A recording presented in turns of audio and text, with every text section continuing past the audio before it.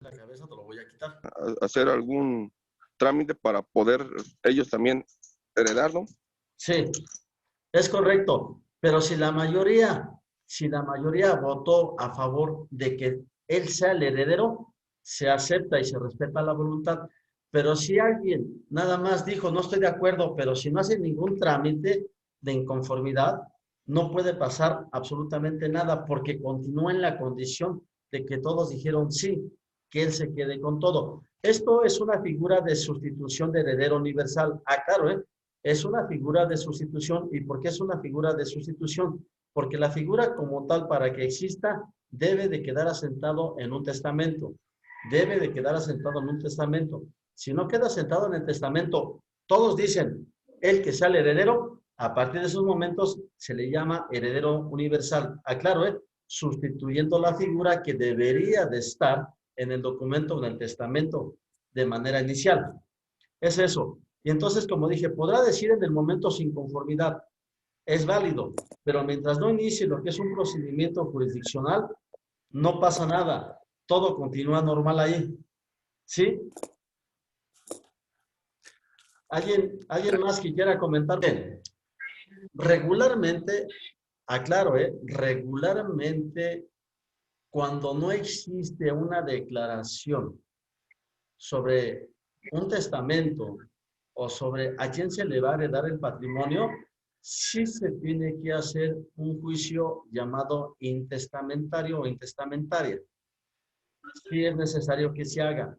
Pero si todos los hermanos dicen, no tenemos problemas en que se le quede a fulano o a sultano lo que hay, y si en este caso estamos hablando nosotros de unas parcelas o de terrenos agrícolas o de cultivo, no se les olvida a ustedes, o bueno, a lo mejor no se los dijeron, la autoridad máxima es el órgano interno de la asamblea. Es la autoridad máxima, ¿eh? Y si la autoridad máxima lo reconoce y hace un documento donde le da este derecho, les digo una cosa, es correcto. Es correcto que lo haga la autoridad, porque como dije, es la autoridad máxima. Y entonces en la asamblea se levanta el acuerdo, se levanta el acta, y en el acta dice a fulano de tal, se le reconoce a partir de estos momentos, por acuerdo y por votación de todos, o de cesión de derechos, como se le quiera poner, que él es el titular. Y entonces a partir de esos momentos, la asamblea otorga el documento que dice que él es titular de esos derechos y ya no tiene que ser el órgano jurisdiccional, ya no tiene que ser el órgano jurisdiccional, ciertos procedimientos, siempre y cuando sean los procedimientos apropiados. Si nosotros agotamos esos procedimientos y son los apropiados, ahí se queda todo resuelto. Pero si no son los apropiados, entonces vamos a terminar ante el órgano jurisdiccional. Recuerden ustedes que el concepto o el término de órgano jurisdiccional es aquella autoridad facultada y con atribución que la ley le concede para resolver un problema. En este caso, el comisariado o la asamblea, la ley agraria reconoce como máxima autoridad y como primera autoridad, es decir, es un órgano jurisdiccional administrativamente, sí.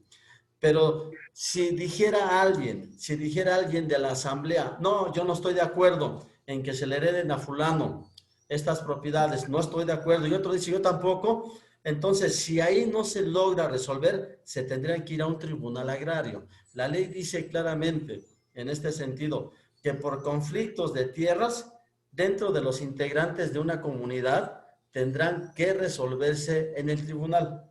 Así lo dice. Entonces, la misma ley nos está diciendo a dónde tenemos que recurrir. Pero si la ley no dijera esta parte, pudiera ser que a lo mejor nos vayamos a un tribunal de materia civil. ¿Y que puede resolverlo? Sí. Por eso en sentencias regularmente dicen así, este tribunal es competente para conocer y resolver. Entonces, ¿tiene la facultad? Sí. Pero si dicen, este tribunal solamente es competente para conocer, no para resolver, entonces significa que nosotros nos equivocamos de órgano jurisdiccional.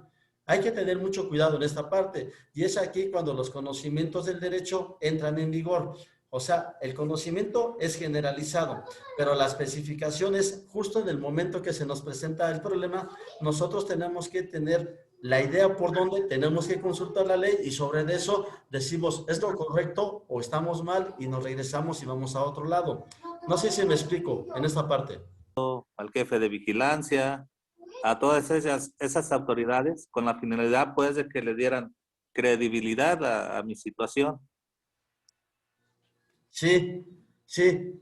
Fíjate, eso que acabas de decir es correcto. ¿Por qué es correcto? Porque como les decía yo, la autoridad máxima, en este caso, en esta materia y por las tierras, pues, pues son los representantes de la asamblea. ¿Y quiénes son los representantes? Los que acabas de comentar, ellos son los representantes, ¿no? Y sí, es más, incluso debieron de haber levantado un documento donde ellos están avalando esta acción o este acto, donde dicen, nosotros reconocemos a fulano y que se le quede a él. Si entonces en ese levantamiento de esta constancia queda sentada en el libro, y al quedar asentada en el libro, cualquiera que la pueda consultar o cualquiera que se la solicite va a tener valor legal y legítimo. ¿Por qué? Porque es una documental de... Exactamente, Sí, dilo. exactamente. Fue lo que hicieron las autoridades ante la Secretaría Agraria. Precisamente. El legado como la herencia tiene dos acepciones que significan tanto el acto de transmisión a título particular de una cosa o derecho, como los objetos transmitidos. El cigarro. Ah, ok, espérame. Ahorita me lo dices. También la llave. Bien. Ya también Profe, el teléfono. Profe, ya encontramos todas. Ok, está bien. Son ustedes, déjenme decirles, son las llamadas de alimentos y de educación. Si ven ustedes, no es algo tan sencillo. Es algo, una vez más, complicado. Es algo que a veces, si no sabemos nosotros definir, nos vamos a equivocar y no debemos equivocarnos, hay que tener mucho cuidado. Pero bueno, cuando nosotros estamos hablando de las cosas incorporales, ¿de qué estamos hablando? Estamos hablando de derechos reales, derechos personales, y por lo tanto estamos hablando de la liberación, del crédito, de la deuda. Estamos hablando de lo genérico, de lo específico, y estamos hablando de la deuda principal y de la prenda. Yo sé que esto es la gran extensión que se tiene en los legados. Y los legados, una vez más, nos regresamos, es lo que implica el llamado derecho hereditario. Por favor, díganme, obviamente, no terminé de pagar lo que fue el total de la cosa que compré y por lo tanto no me la entregaron. Entonces, esta es una cosa ajena que puede entrar al patrimonio, Entonces, cuando entra el patrimonio o se promueva el juicio o se promueva la repartición de la herencia, va a decir el propietario de esa cosa que yo compré, oiga, espérenme tantito, ¿con quién me puedo arreglar? ¿Por qué? Porque esto que yo le vendí al difunto, pues resulta ser que no me lo terminó de pagar y yo quedé de entregárselo dentro de 5 meses. Entonces, ¿quién me va a pagar la diferencia? Y dicen allí, no, pues nosotros vamos a pagarte la diferencia. Bueno, si ustedes me van a pagar la diferencia, justo cuando me la paguen, yo les pido que se esperen los 2 meses faltantes y les entrego la cosa, o les entrego la propiedad o el mueble, lo que tenga que ser. Entonces, este es un ejemplo donde nosotros podemos ver una cosa ajena. No sé si me explico. Claro que sí, profe, muchas gracias. ¿Alguien más que quiera preguntarme algo? El principio general diciendo la sucesión de los bienes hereditarios se transmiten autores de esencia y que por tanto desde ese momento tiene derecho a los frutos que aunque no tenga desde el punto de vista jurídico o sea su nombre. Bien, fíjense, el título es Transmisión de la propiedad y la posesión del legado. Son dos cosas diferentes, ¿eh? La transmisión de la propiedad y la posesión. Todos ustedes tienen en posesión momentáneamente les voy a decir, por ejemplo, su arma de cargo, ¿sí? Ese es un ejemplo, ¿no?